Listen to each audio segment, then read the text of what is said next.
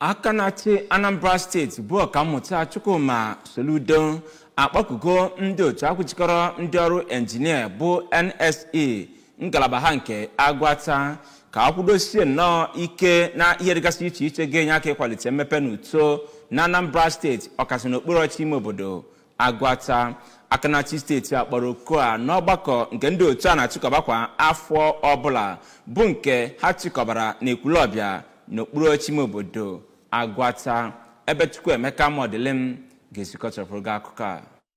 Soludo onye ji ọkwa odeakwụkwọ nke ụlọọrụ na-ahụ maka ndị ntorobịa na steeti a bụ Maazị Martin Agbele bụ onye nke nọchitere anya ya kọwara mkpa ọ dị ka ndị na-ahụ maka ọrụ nka kaba ahụ bụ mkpa gbasara steeti a n'ihe gbasara ọrụ nka ma hụkwa na steeti a na-agawanye n'ihu dịka ndị ọzọ. N'okwu nke ya, onye ji ọkwa otu Nigerian Society of Engineers ngalaba nke Agwata bụ Odoziakụ Rita Ofojama mere ka amata na ihe mere ha ji wee mee ya bụ mmemme bụ iji rụtakwara ndị nọ na ọrụ nka mkpa ọ dị na ha ga-etinye ihe ha ma n'ọrụ ma werekwa ya tinyere ya bụ otu aka iji hụ na ọ na-agawanye n'ihu ka steeti a nwekwazi ike dịka o kwesịrị. O kelekwara aka na-achị steeti a bụ ọkammụta Chukwuma Soludo maka ime nke ọma n'ihe gbasara ọrụ okporo ụzọ nakwazi ọrụ mmepe obodo ma yọkwa ya ka onye ha ala ebe ha ga-arụ ụlọ ebe ha ga na-arụ ọrụ ya nakwazi ụgbọala ha ga-eji na-arụkwara ya bụ otu ọrụ. N'ozi ekele ya, onye ji ọkwa Nigerian Society of Engineers n'ala anyị bụ Nigeria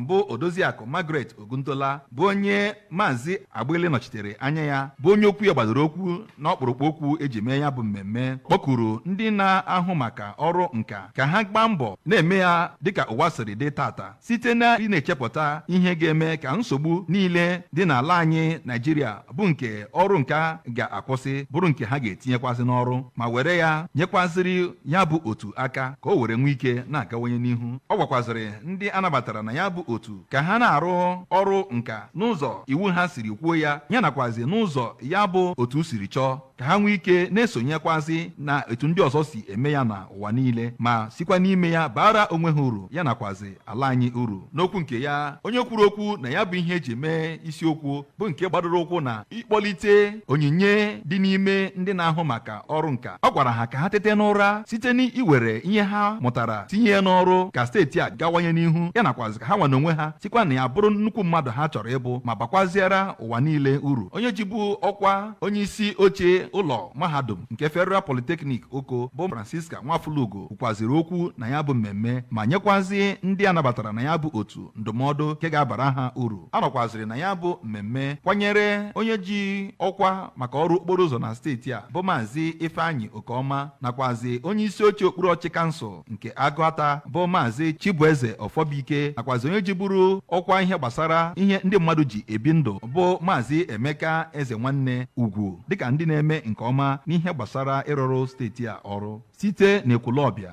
abụ m Chukwuemeka Modilim.